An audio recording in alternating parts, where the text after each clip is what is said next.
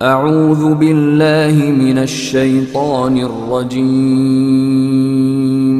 बिस्मिल्लाहिर रहमानिर रहीम।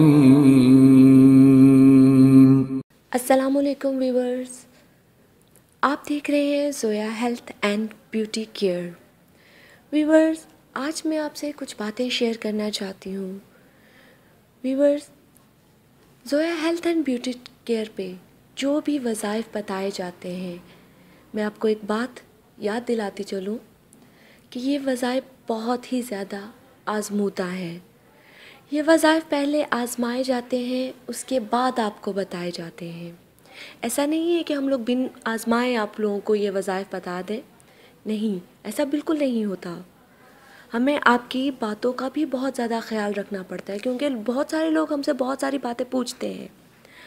हम बहुत सारे वज़ाइफ बताते हैं, जैसे मोहब्बत में नाकामी से दूर रहने का वजीफ़ा, महबूब आप क्या हो जाए ऐसा वजीफ़ा, किसी भी जगह का दर्द हो ऐसा वजीफ़ा हम आपको बताते हैं।